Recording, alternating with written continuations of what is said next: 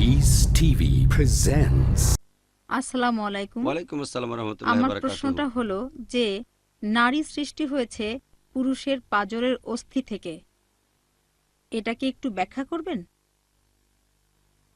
বোন, আপনি প্রশ্ন করলেন একটা হাদিস নিয়ে। এটা সহিহ হাদিস আছে সহিহ বুখারীতে ৪ নম্বর খণ্ড, অধ্যায় নবী রাসূলদের গল্প ৩৩৩১ নম্বর হাদিস। নবীজি বলেছেন যে নারী সৃষ্টি হয়েছে পাঁজর থেকে, আর পাঁজরের সবচেয়ে জটিল হলো এর উপরের অংশ। আপনি যদি এই অংশে একটু জোরে চাপ দেন, এটা ভেঙে যাবে। সেজন্য আমাদের নবীজি বলেছেন যে স্ত্রীর সাথে ব্যবহারের সময় সহনশীল হতে হবে। আরেকটা হাদিসে বলা হয়েছে যে বিবি হাওয়া সৃষ্টি হয়েছেন আদমের পাঁজর থেকে। আল্লাহ দুজনকে শান্তিতে রাখুন, এরকম হাদিসের ভিত্তিতে বলা হয়। এখন এই হাদিসের অর্থটা কি? বোন, হাদিসের একটা অংশ বললেন, পুরো হাদিসটা হচ্ছে যে নারী সৃষ্টি হয়েছে পুরুষের পাঁজর থেকে, আর পাঁজরের সবচেয়ে জটিল হলো এর উপরের অংশ। এখানে একটু জোরে চাপ দিলেই পাঁজরটা ভেঙে যাবে। সেজন্য আপনারা স্ত্রীদের প্রতি দয়া এবং সহানুভূতি দেখাবেন, তাহলে তার সাথে ভালো ব্যবহার করবেন, সদয় ব্যবহার করবেন। পুরো হাদিসটা বলছে স্ত্রীর সাথে ভালো ব্যবহার করো। এখন আমাদের নবীজি কেন এই কথা বলেছেন যে নারী সৃষ্টি হয়েছে পাঁজর থেকে, আর সবচেয়ে জটিল হলো পাঁজরের উপরের অংশ? অনেক মানুষ মনে করে যে এটা একটা নেগেটিভ হাদিস, নারীদের ছোট করা হয়েছে, নারীদের বানানো হয়েছে পাঁজরের জটিল অংশ থেকে, তার মানে কি মেয়েরা খুব জটিল? এ কথাটা অনেকের জন্য সমস্যা হয়ে যায়। এখন এই হাদিসের অর্থটা কি? আমি একজন মেডিকেল ডাক্তার, আমি জানি যে এই পাঁজর মানুষের শরীরের গুরুত্বপূর্ণ অংশ।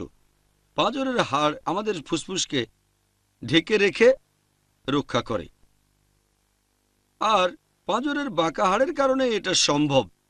হাড়গুলো সমান হলে এটা সম্ভব হতো না। পাঁজরের হাড়গুলো বাঁকা খাঁচার মতো কাজ করে, বর্মের মতো কাজ করে, আর পাঁজরের এই বাঁকা হাড়ের কারণে এটা রক্ষা করে হার্টকে, তারপর রক্ষা করে ফুসফুসকে।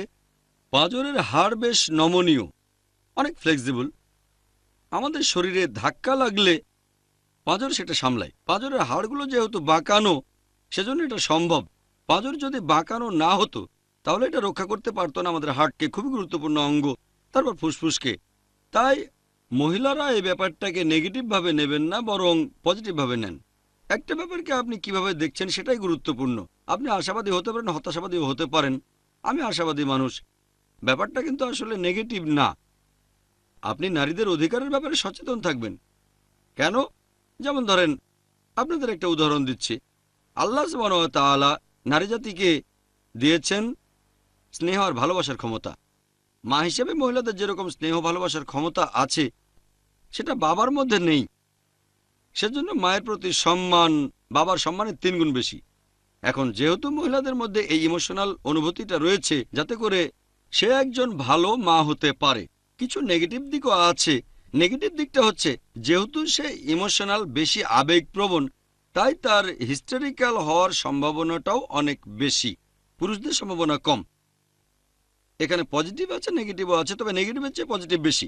পজিটিভ হচ্ছে সে একজন ভালো মা হতে পারবে, সন্তানের যত্ন নিতে পারবে। নেগেটিভ দিক হচ্ছে হিস্টেরিয়া হতে পারে, এমন না যে সব মহিলা হিস্টেরিক্যাল।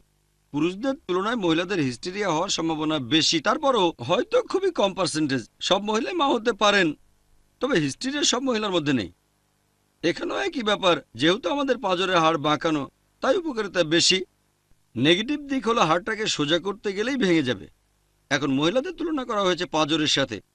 পজিটিভ হচ্ছে সে ভালো মা হতে পারে, যত্ন নিতে পারে, হতে পারে মহসেনা, পবিত্রকরণ বলছে। তবে সাবধান থাকবেন, তার সাথে ভালো ব্যবহার করবেন, ন্যায় বিচার করবেন। তার উপর বেশি প্রেশার দেবেন না। বেশি ইমোশনাল হলে হিস্টেরিক্যাল হয়ে যেতে পারে যদি বেশি প্রেশার দেন। এখন আমার মত অনুযায়ী এটা একটা পজিটিভ হাদিস।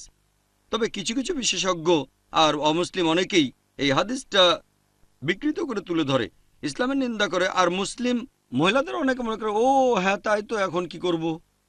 এভাবে তারা আবারও হিস্টেরিক্যাল হয়ে যায়। পজিটিভ নেগেটিভ দুটোই আছে। দেখবেন পজিটিভটা, আমার মতে এটা পজিটিভ হাদিস। এটা মহিলাদের জন্য সম্মান যে তাদেরকে পাঁজরের হাড়ের সাথে তুলনা করা হয়েছে। এই পাঁজর শরীরের গুরুত্বপূর্ণ অংশগুলোকে রক্ষা করে, বিভিন্ন গুরুত্বপূর্ণ অঙ্গ, যেমন হার্ট। নারী হলো মহসেনা, শয়তানের বিরুদ্ধে দুর্গ, এটা কোরআনে অনেকবার বলা হয়েছে। সূরা নিসা 4 নম্বর অধ্যায় 24 নম্বর আয়াতে, সূরা নিসা 4 নম্বর অধ্যায়ের 25 নম্বর আয়াতে, সূরা মাইদা 5 নম্বর অধ্যায়ের 5 নম্বর আয়াতে, সূরা নূর 24 নম্বর অধ্যায় 4 নম্বর আয়াতে, সূরা নূর 24 নম্বর অধ্যায় 33 নম্বর আয়াতে, আরো অনেক জায়গায় আছে। আশা করি উত্তরটা পেয়েছেন। Peace TV presents